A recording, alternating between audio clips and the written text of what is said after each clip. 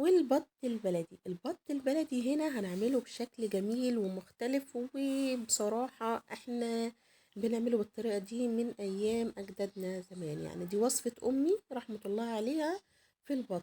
شايفين بقى لون اللحم من جوه عامل ازاي، ولا المنظر الخارجي اصلا لوحده يجوع بصراحة. مبدئيا معاكم بوحة من مطبخ وصفات بوحة. يلا نسمي ونصلي على الرسول ونقول على وصفتنا بأسهل الطرق. مبدئيا أنا معايا بطاية وبصلتين تلاتة كده ممكن تستخدميهم. بقطع البصل جوانح زي ما انت شايفة كده بالشكل الجميل ده. خلاص، وبجيب بقى الكمية اللي انا عاملاها كلها او اللي انا حباها كلها. وكل ما بتكتري بصل في المرقة بتسكر معاكي بصراحة، بتبقى جميل. بضيف لها هنا ايه؟ بضيف لها ملح وفلفل اسود وحاجة بسيطة كده من الجنزبيل عشان لو في اي ريحة زفارة ولا حاجة بتمنعها. وهنا طبعا حاجة بسيطة جدا من القرفة، ممكن تستغني عنها خالص بس انا بحبها بصراحة، بتفوح معايا ريحة الاكل كده جميلة جدا.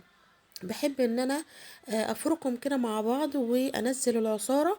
وبعد كده بتضيفي المية المغلية، حابة بقى تضيفي معاكي ورق لورا، حبهان، كوبيبة صيني، آه، فص كده من القرنفل اللي انت حباه، وبتحطيها على النار. بجهز المرتة معايا اللي احنا هنحشي بيها البطاية. بصلتين تلاتة كده مقطعاهم ناعم، وبعد كده بضيف البهارات اللي انا مستحبة فيها. طبعا ملح مكعب مرقه وفلفل اسود، ما ضفتش اي ملح خالص لان انا ضايفه هنا مكعب من المرقه. وبعد ما بفركهم مع حاجة بسيطة من القرفة وبشرة جوز الطيب، بضيف معايا كمية الرز اللي انا حباها على حسب الحشو اللي انا هستخدمه.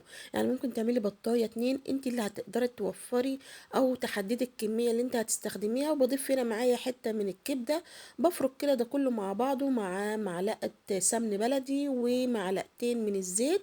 الزيت بيدي لمعة وفلفلة كده للرز ويبقى معايا مفلفل وجميل، والسمنة بتطعم معايا الحشوة بتاعتي. خلاص، ببدأ بقى ان انا افتحها كده من الجناب، من تحت الابط كده، من تحت الجوانح، عشان خاطر المرقة تدخل كده للحشو وبتساعد معايا في التسوية زي ما انتوا شايفين كده. هبدأ ان احنا ناخد الحشو ده ونحشي بيه البطاية الحلوة اللي انتوا شايفينها معانا دي. خلاص، متفقين ان احنا غسلينها ونقعينها في مية وملح ومعلقة من السكر وعصرة ليمونة او اتنين، وتبدأي ان انت تسيبيهم في محلول الملح ده. وبتحط لهم كمان لو عندك حباية كيوي، طبعا الكيوي بيساعد على تسوية اللحوم بسهولة، وما بتاخدش معاكي سوا، وبتدي ريحة ونكهة جميلة جدا للبطاية اللي معاكي.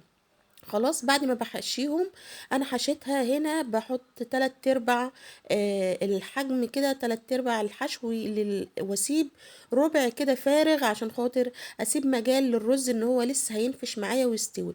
لان انا هنا بغسل الرز وبحطه على الخلطة على طول، انا ما بقى يعني ما بنقعهوش، وفي نفس الوقت بستخدمه على طول. خلاص، فبديله مجال ان هو يستوي معايا ويزيد وينفش ويبقى معايا باذن الله مستوي ومفلفل. خلاص، انا بعد ما قفلت بالخله زي ما انتم شايفين كده، سواء بقى بالخله دي او الاعواد الشيش طاووق مفيش مشاكل. وبحشي كده مكان الرقبه، وكل ده باخده كده وبنزله في المرقه الحلوه اللي احنا عاملينها مع بعض بالبهارات بتاعتنا. وتبدأ ان انت تغطي عليهم لحد لما تبدأ ان هي تغلي تاني، لان انت مسافة ما بتحطي البطاية هي المية بتبرد، وبعد كده بتبدأ ان هي تغلي من اول وجديد. بعد ما بتغلي بهدي عليها. دي اخدت معايا 55 دقيقة. على حسب عمر البطاية بتقدري ان انت تسويها، يعني ممكن تاخد معاكي من ساعة لساعة ونص، على حسب عمر البطاية، ممكن ساعة وربع.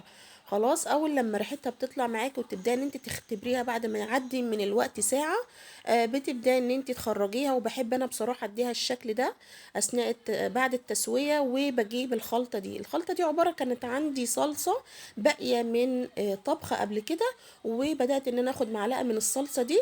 طبعا الصلصة دي انا مملحاها ومبهرها قبل كده، فبضيف عليها بس حاجة بسيطة من الفلفل الاسود عشان خاطر تعزز معايا الريحة، وفي نفس الوقت حاجة بسيطة من السمن البلدي عشان الطعم والريحة، ومعلقة من العسل الابيض، عسل النحل الصافي.